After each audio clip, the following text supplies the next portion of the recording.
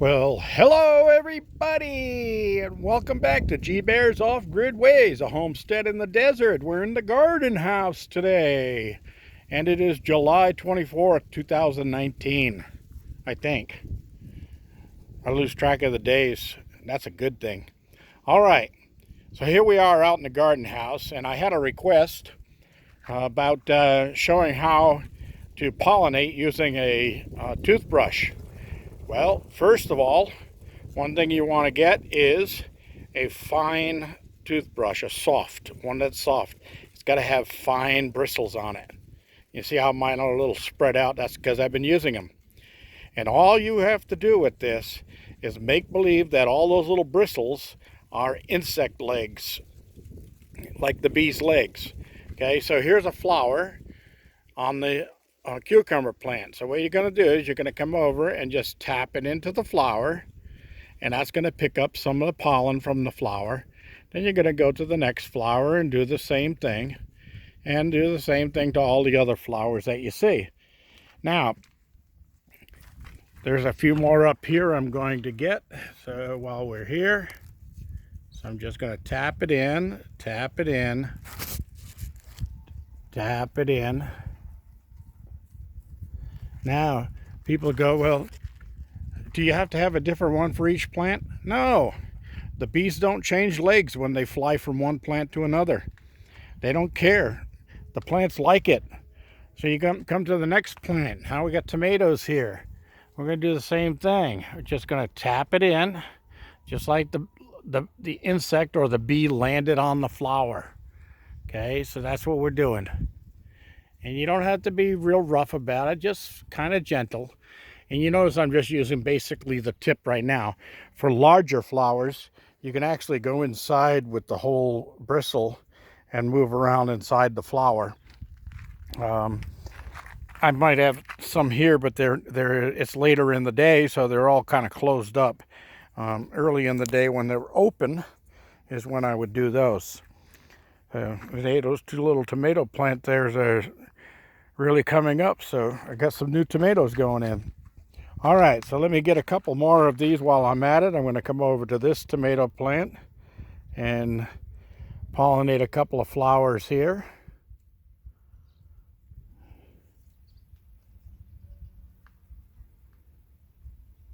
And you notice it doesn't take a long time to do this. You don't have to stand around forever doing this. The bees don't. They come in, they pick up their pollen, and then they move on to the next flower. But when you do this, you'll notice that the next day, you'll notice all of a sudden there's a lot more flowers on your plant than there were. And the reason for that is you're pollinating the plant, and now it wants to produce. If you don't have enough bees to do the work for you, sometimes you have to do it yourself. All right, I'm going to come down here to my cantaloupe and do my cantaloupe flowers. And this one's already closed up for the night. There's a couple over here.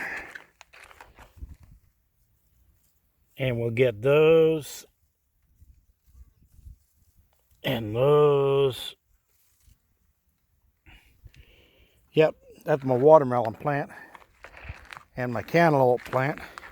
Now I'm going to go around the other side because I saw a bunch of flowers over there.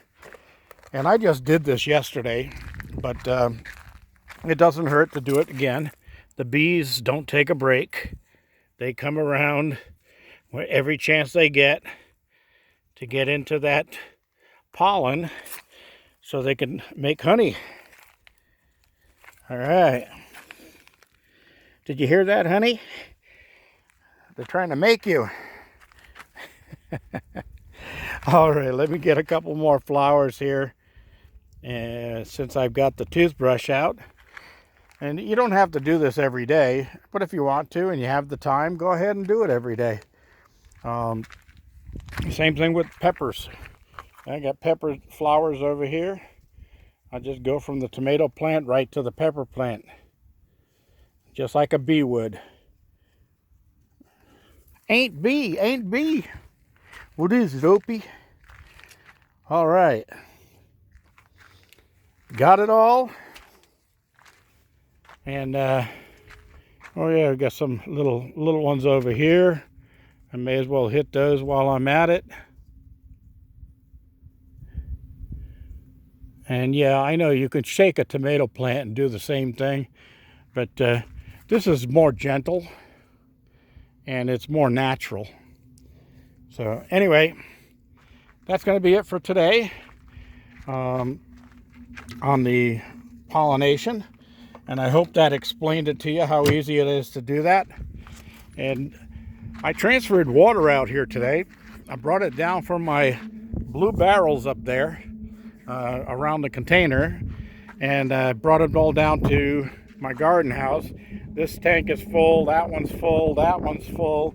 All three of these are full, and this one's full.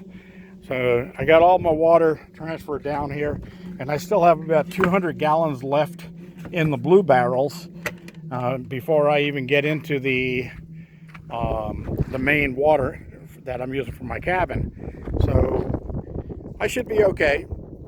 All right, waited all day for the rain. I watched it over there, dumping rain like crazy. I mean, it was coming down hard, and it was heading right at me, and I'm going, yeah, gonna get some more rain today.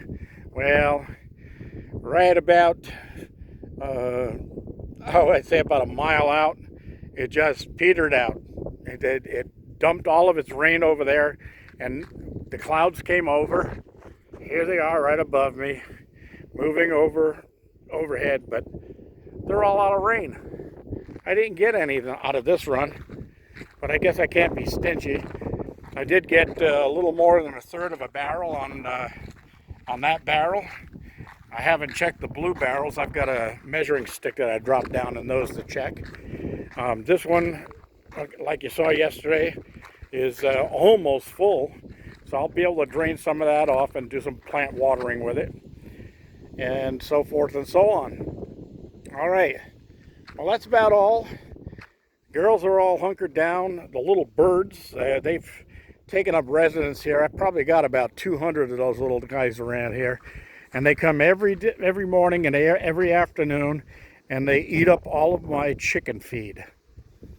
Well, I don't mind the birds being around because they help keep the population of insects down, so I let them get away with it.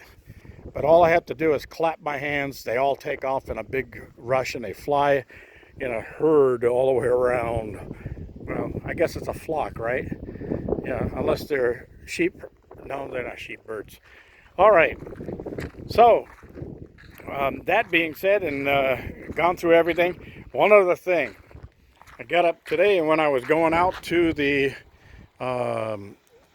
water container to get ready to turn the garden hose on up there and transfer water, on the back side of the two containers, there was a little volcano in the ground, and winged ants were coming up out of there, and they were swarming all over the place.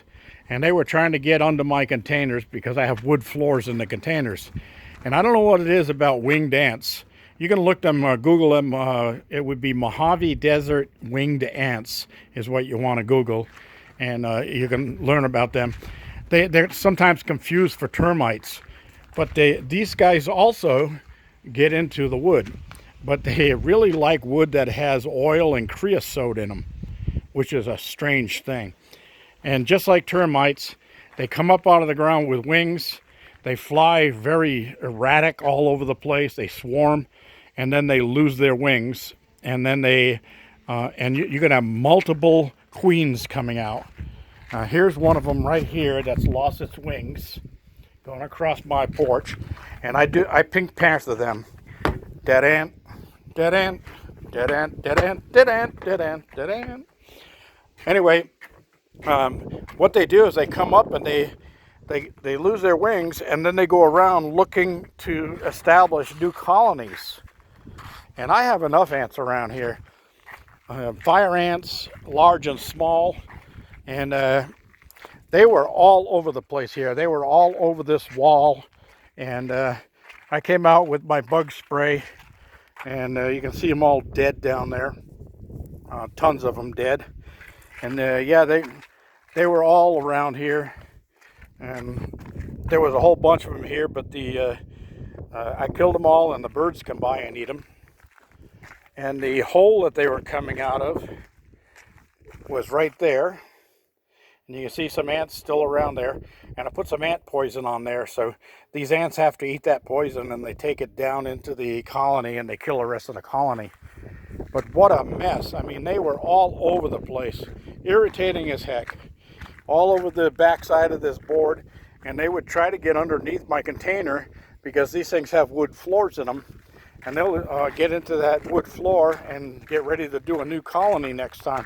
No, no, no. Pink Panther those babies. All right, that's all for today.